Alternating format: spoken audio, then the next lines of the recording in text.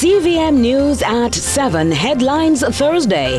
Brought to you by Guardian Life. Live secure. Live easy. We in this together. You are not alone. The time by Sagicor is 7 p.m.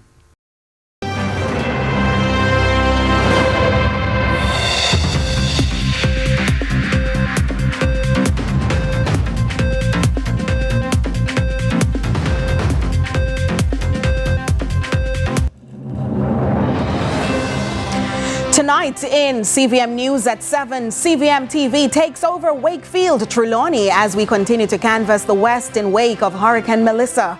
Concerns rise in Western Jamaica about the resumption of school. Students breathe a sigh of relief as SLB debt reset applications open. OUR and telecoms providers share recovery progress after the storm. And in sports, West Indies with a mountain to climb in first test against New Zealand.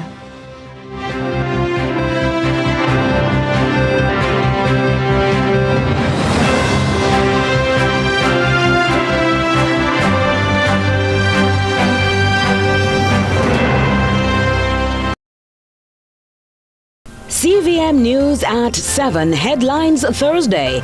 Brought to you by Guardian Life. Live secure. Live easy. Should critical illness strike? Don't let worry fill your head. Say hello to happiness and goodbye to worry with Guardian Life's new Ultimate Provider Plan. Secure your medical expenses in the event of critical illness ahead of time while benefiting from our investment portfolio and so much more. Give yourself and your family the peace of mind you deserve with Guardian Life's new Ultimate Provider Plan today and live secure, live easy.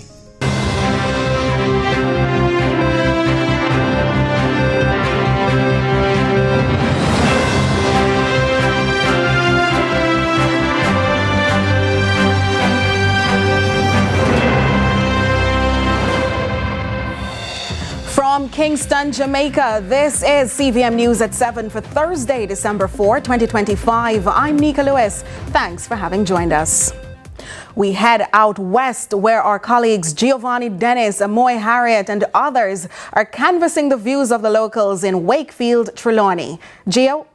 Well, we are coming to you from the Wakefield Primary School here in Trelawney. I'm coming to you from the grade 3 classroom, or what's left of the classroom. As you can see, the destruction is still very much evident and the situation is not pretty. Also, a situation that's less than ideal is the phased reopening of schools that the government has called for. Now, in this phased reopening of schools, a lot of these schools, our viewers will recall as you're looking at the grade 3 classroom here, a lot of these schools have been used as shelters. Now, even as this Wakefield Primary School here has been reopened already with the grade 6 students attending schools, the guidance counselor, Miss Anita Williams, told us that come Monday, they want to have the grades 3, 4 and 5 students return to schools, even as more people still remain here at the school shelter at another location here on the primary school property. And that's the story that our reporter Akeem Orit has been chasing since yesterday. The concerns that have been growing about the schools that are used as shelters reopening while people are still here, and there are education stakeholders raising concerns about this, Akeem. Yes, there are education stakeholders raising concerns about this issue because they are saying, when persons are here or the students are here, it poses a challenge for students and they become unsafe. All right. So let's go then to Akeem Orit's report on the reopening of schools while people are still in the shelters. Schools across West Jamaica are being asked to reopen their doors to accommodate students, but for many administrators, that instruction comes with a major uncertainty as several campuses across the parish remains crowded with families who are displaced by Hurricane Melissa. Now, while the ministry has instructed that schools that can be reopened should be reopened, stakeholders say that transition is unsafe. It's a dangerous sort of arrangement because you are literally putting the students in harm's way, especially if it is that there are no strong, robust monitoring mechanism. Parliamentary Secretary of the Ministry of Education, Marlon Morgan, says all hurricane victims must be relocated before students are returned to the classroom. The policy of the ministry is that where schools have resumed or have reopened, while shelterees are still occupying the schools, the shelterees are to be situated in a designated area, and there ought to be no contact with the student population, certainly, and the movement of those persons are to be, appropriately managed so that the ordinary to and fro of students and, of course, the school as it opens itself for teaching and learning is not disrupted, or at least interaction is kept at a minimum. Now, while stakeholders are raising concerns, Mayor of Falmouth, Colin Gager, says the local government ministry is making preparations to relocate those who are at the shelter. We identify the site where the temporary building should be housed. It will be done in a container basis. I think he has identified 4 of these containers. They will be coming down as early as we are expecting them to be here, even now, because I know all the arrangement was made, paid for, and they should be close by Victoria Street, where we will have these 4 containers. Reporting for Akeem Orrit.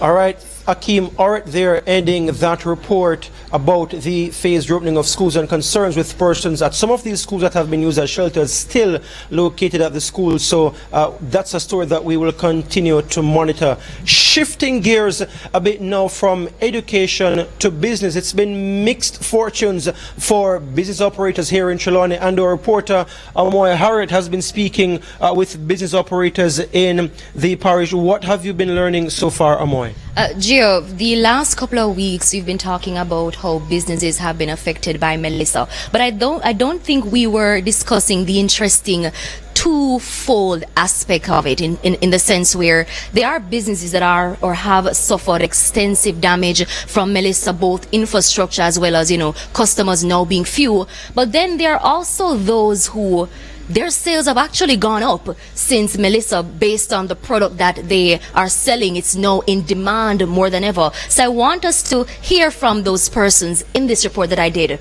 earlier today in Trelawney. So we're here in Trelawney, one of the parishes hardest hit by Hurricane Melissa. A drive-through sections of the parish so far, we're still seeing missing roofs, buildings that are barely standing. Infrastructure and businesses continue to reel following the storm. Now, I spoke to a few business operators here who told me that they're not exactly sure when or if they'll bounce back.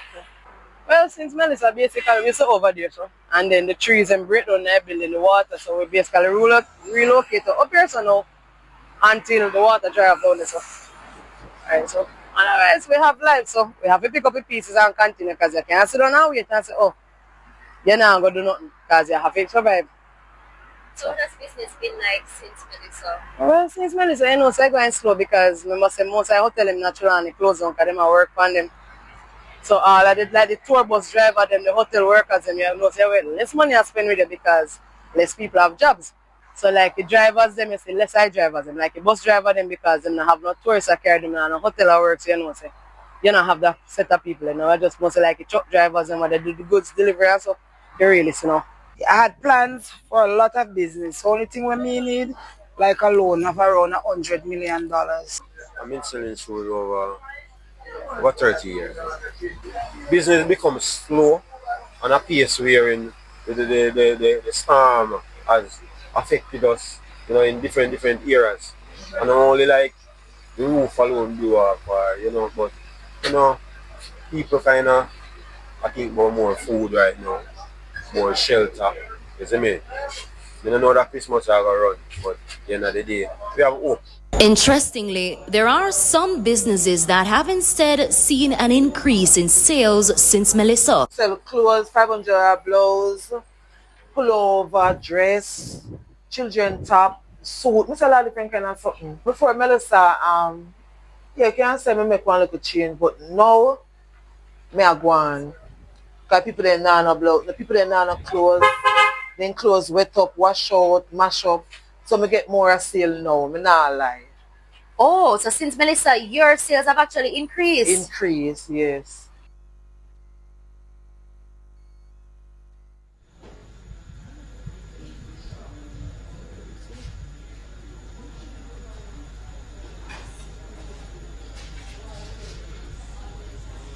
All right, thanks so much, our reporter Amoy Harriet there, ending that report about the mixed fortunes of business operators. Shifting gears yet again, major issue coming out of Hurricane Melissa, the number of fires that have happened since Hurricane Melissa. We spoke earlier today with the commissioner of the Jamaica Fire Brigade, who told CVM News that there have been 143 fires since Melissa. More than 40 of those have been house fires. How much of a concern is that for the Trelawney Fire Department? As we know, speak with Assistant Commissioner of the Fire Brigade, Julian Davis Buckle, as well as the Superintendent in charge of the Trelawney Division, Roland Walters. Starting with you, Assistant Commissioner Buckle, how much of an issue is house fires for the Trelawney Fire Department since Hurricane Melissa? It is a great issue for us, and one of the things we were grappling with is the availability of water. So we had to seek help from our neighbors in St. Anne. So we had to be sending the water tender here to assist in that area. So water was an issue for us. The accessibility to some of these houses too is another issue that we had. However, we are slowly overcoming, and the roads are now clear. It takes a longer time to get to our calls now than it used to be because of the road terrain. But in terms of the number of fires in Trelawney, specifically since Hurricane Melissa, how many have there been? I don't have an exact number for you now, but it has been not been a lot more than it used to be. But what we can tell you is that we are getting some house fires, and we are getting a lot of medical emergency calls. And the house fires, most of these house fires, they stem from careless use of candles, because as you would appreciate that there is no electricity in many parts of Trelawney, so people are using these medium to see and to get by. So that is an issue that we're having. We have a lot of persons using the generators too, and while that might not be attributing to the fires, but it has attributed to deaths. We have had deaths in Trelawney as a result of the use of the misuse of the generators. How many deaths in Trelawney regarding the misuse of generators? 3. Is it 3? Yeah, 2. Is it 2? 2. We have had 2 so far this year. For you, Superintendent Walters, the medical emergencies that Assistant Commissioner Buckley alluded to just now, what have those been like? What has it been like responding to those? There is an uptick in emergency medical calls. What we find is that in most instances we have elderly persons, and of course they would have been carrying the high blood pressure, the diabetes, you name it. So the lack of medication would cause many of them to go into some amount of distress. As a result, we are called in. But one of the issues we are having now in Trelawney is that the pressure on the health system causes us now to be triaging many of the calls because the hospital is not able to facilitate. And when you say triage, I mean the very first part of the medical apparatus in terms of attending to persons. What exactly is the fire brigade doing in that regard, just so people can understand? In terms of transportation to the hospital, then we have to contact the hospital and ensure that they can facilitate these patients. Because how difficult has that been, given the overcrowding that you alluded to? It's very difficult. It's very difficult. The hospital is under pressure, right?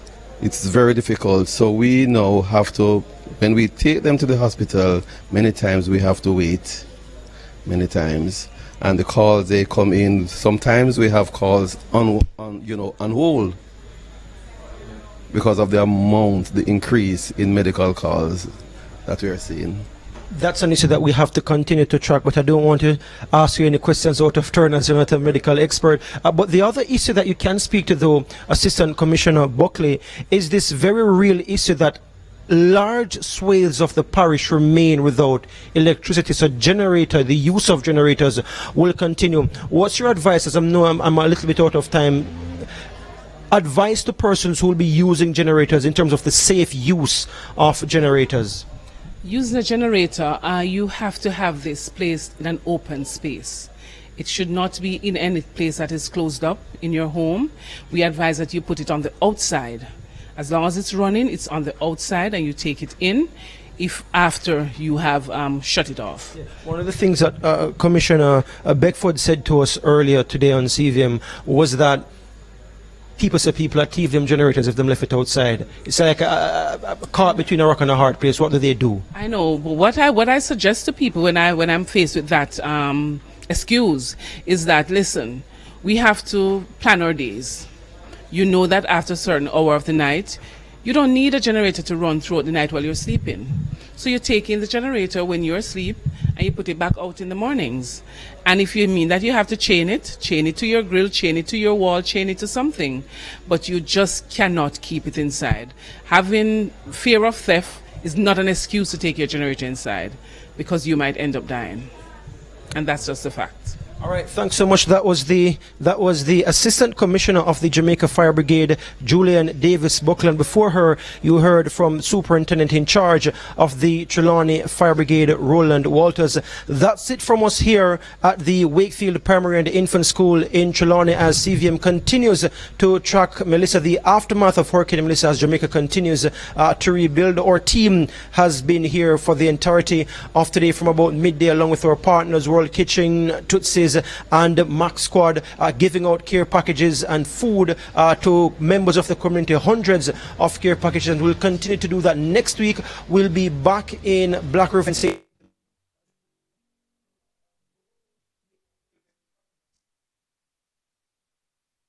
All right, that's all the time we have there from Wakefield to Trelawney. We take a break. Stay with us.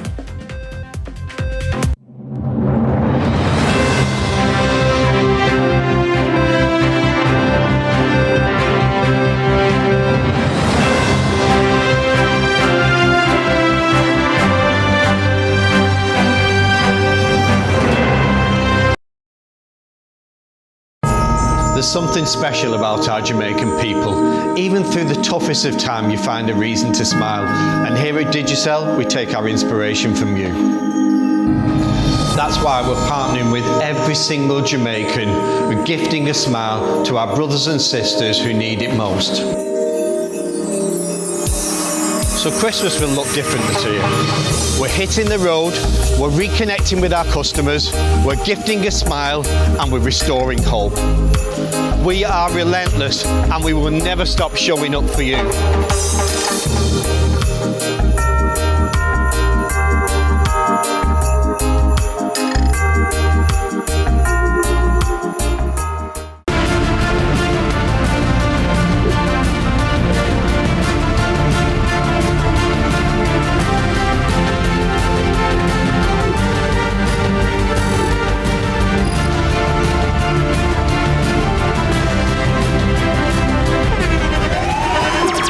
The internationally acclaimed On Stage with Winford Williams. At a new time, Saturdays at 8 p.m. on CVM TV. So much more than entertainment.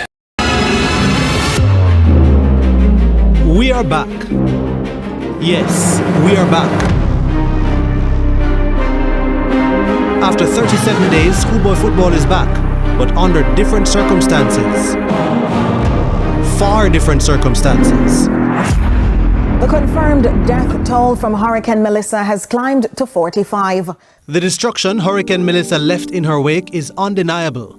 The disruption of lives, displacement, and in some cases, absolute desperation were palpable. But in the midst of despair, it is sport which can provide an escape. Hope can shine brightly even after the gloom of disaster has brought darkness. And that hope can be found in the teamwork, community, and camaraderie built through sport.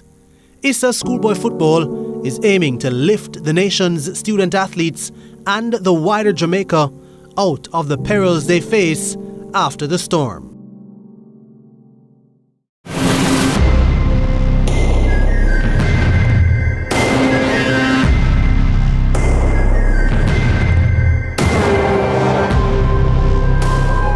Even in times of struggle, the Jamaican spirit of resilience will continue to shine through sport.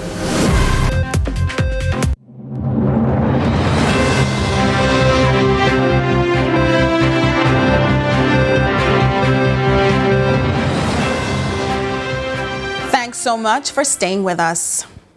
Continuing the news, Minister of Local Government Desmond McKenzie has announced that all victims of Hurricane Melissa who are housed in school shelters across Western Jamaica will be relocated by December 31 to make the classrooms vacant for school by January. Carla Ramdeen has this report. Minister of Local Government Desmond McKenzie toured the Petersfield Shelter, Infirmary and Market in Westmoreland on Wednesday. Mr. McKenzie says the more than 150 occupants of the shelter will be moved to tents, which will be erected by the Jamaica Defence Force if they're unable to relocate. If you have family members or friends who will be willing to take you, then the government will help to facilitate that. Those of you who are paying rent and the unit that you're living in is destroyed and you can find somewhere else to rent, but perhaps the rent might not be able to meet it, then that is an option that we will consider as a part of the relocation exercise. If you live somewhere and we go with you and your house can be repaired for you to go back in for the time being, I outline that as an option that you can take. Minister McKenzie adds that the temporary facility will provide the same service as the current shelter. Bedding, bathrooms and toilets, and the same service that is provided here will be provided over on that facility. Let me just be frank with you. There is no other solution that is available now. He also states that the elderly residents will be relocated at an infirmary at the government's expense.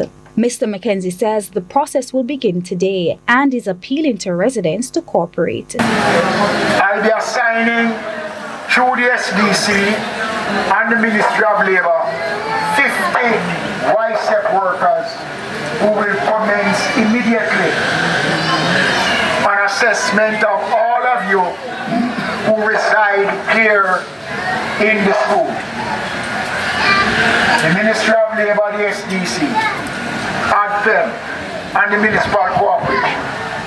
And once I understand that there's a list already, but we will need also just to go over and to make sure that there are no duplications. Carla Ramdeen, CVM News.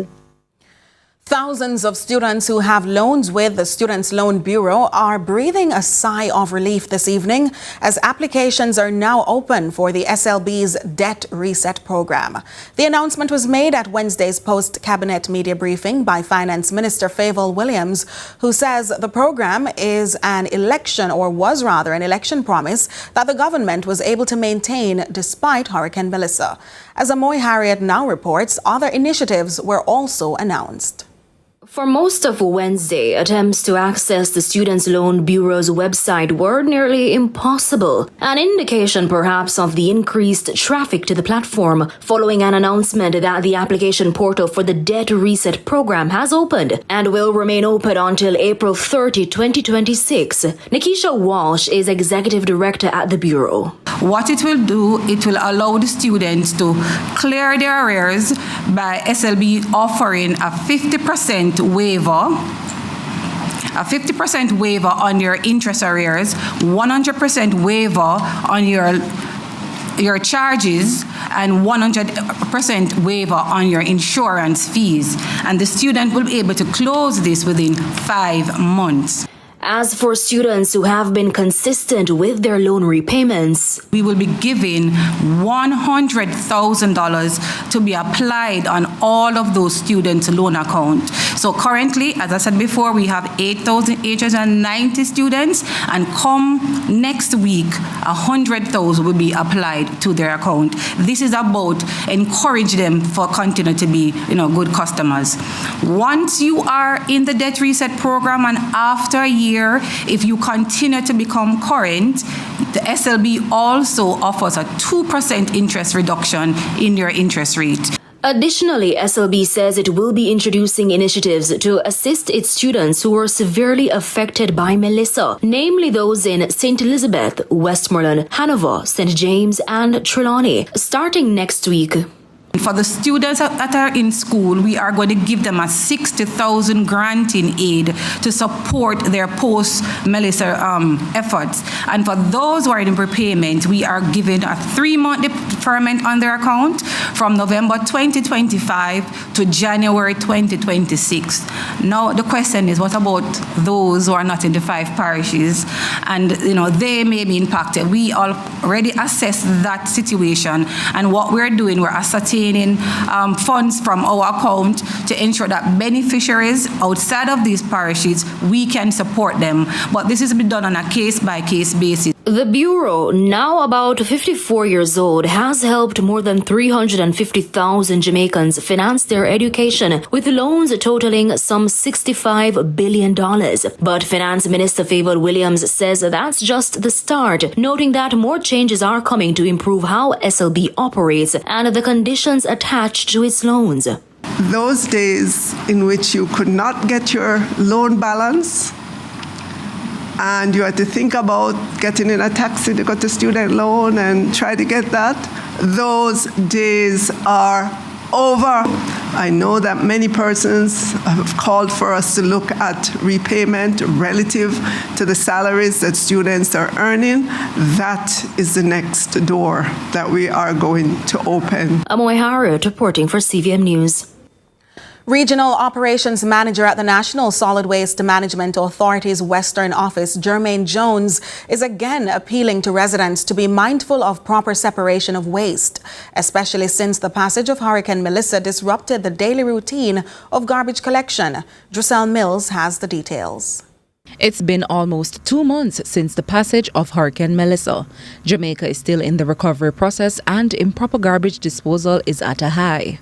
Regional Operations Manager at the National Solid Waste Management Authority's Western Office, Jermaine Jones, says the company is doing its best to address this issue. We have used our compactor trucks, employed additional tipper trucks to be collecting waste across the region. Now, for some areas, it's not quick enough. And we too have also suffered some damages. However, and our staff, we have been pushing daily to ensure that we collect the garbage. Jones is imploring residents to assist with making this process easier by following this simple step. One of the things that we encourage persons to do is to ensure that you separate the storm waste. So it means the tree cuttings, the zinc, the board, the bulky waste, etc., separated from the residential waste, because that makes it easier for our compactors to come in. With garbage comes a rat infestation problem. Now, rats typically, they'll hide under the zinc or they'll probably hide under the board, but they feed on what is produced in the household waste. So that is where the issues will arise. So we're encouraging persons to just ensure that they continue to bag their waste until we get there. He added the team has received additional compactor trucks to combat the ongoing garbage collection issue. Druselle Mills, CVM News. CVM News at 7 continues in just a moment.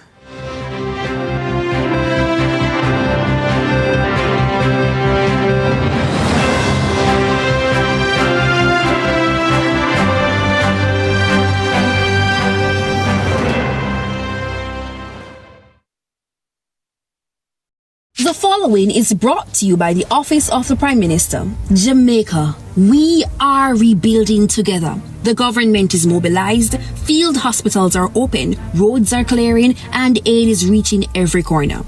If you have been affected, help is on the way. Stay strong, stay informed. We are committed to every Jamaican. Visit the Support Jamaica website today at supportjamaica.gov.jm. The proceeding was brought to you by the Office of the Prime Minister. Celebrate being together with a KFC Festive 9 bucket for $4,500. The time by KFC is 7:30 p.m. Do it for your best life.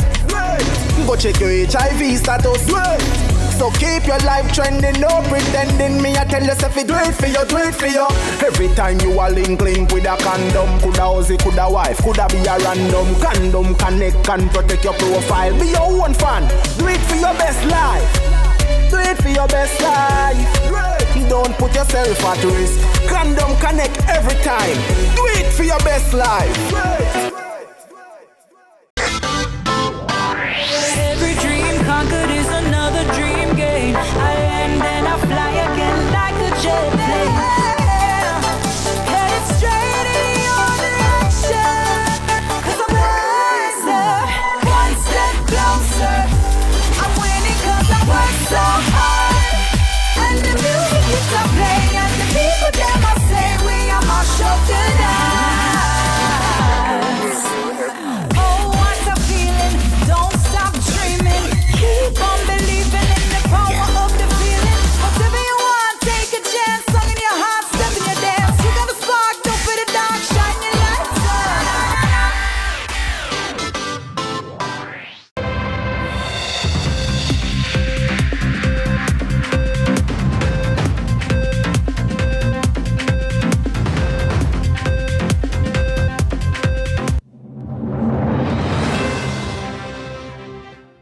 Thanks so much for staying with us. Well, one of the most unspoken and irritating issues in Jamaica is not just loud music or barking dogs. It's smoke, from backyard burning to indiscriminate lighting of rubbish. Many of Jamaicans face this problem daily, but here's something you may not know. It might just be illegal. In this week's episode of Query This, Akeem Oret explores the legal consequences of fire nuisance and just how far the law goes to protect your peace. Here's Query This.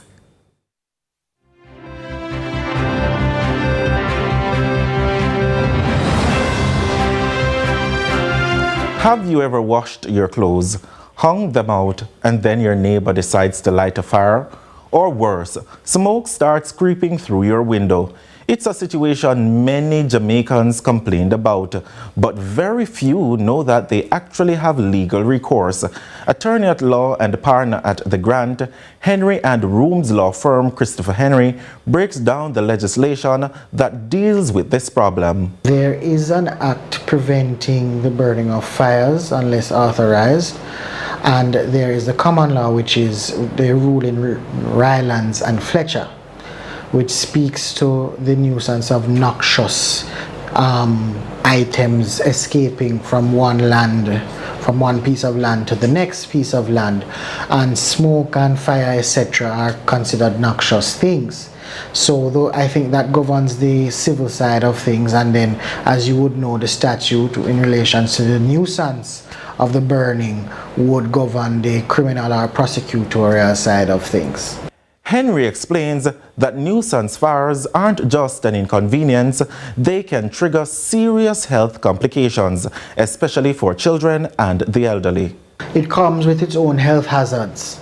So if you have developed some sort of asthma, some sort of smoke inhalation which has damaged your lungs, and you have the medical report to prove it, that is evidence of a nuisance.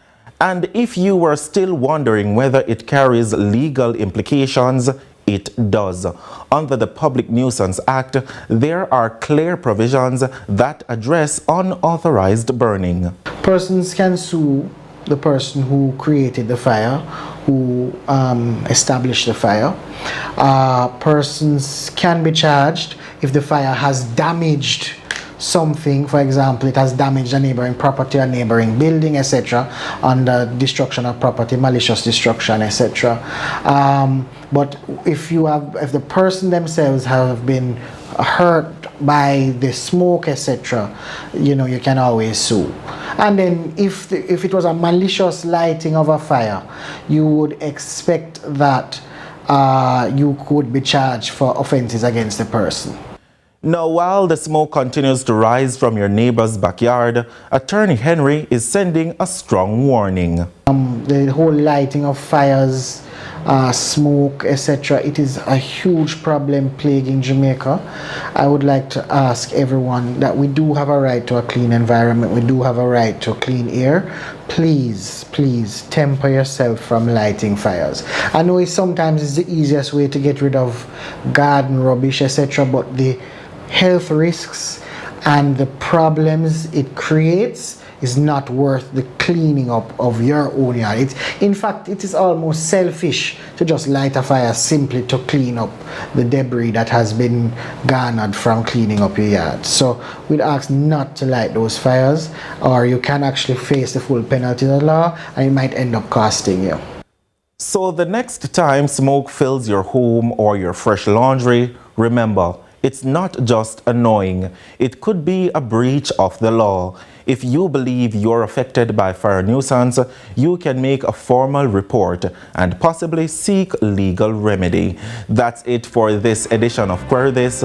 Remember, if you have a legal dilemma or concern you would like to query, send an email to aorit@cvmtv.com. I am Akeem Orit. See you next week.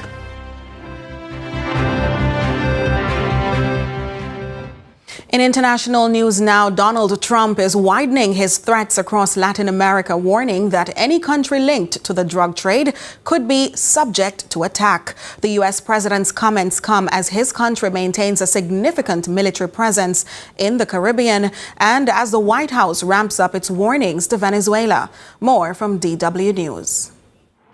Fighter jets, transport planes, support helicopters, part of the military buildup at a U.S. base in Puerto Rico within striking distance of Venezuela.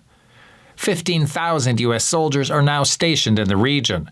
There are also at least 11 U.S. naval vessels in the area, including the United States' largest aircraft carrier, which can carry dozens of planes. Even tiny Tobago has agreed to host a U.S. military radar installation.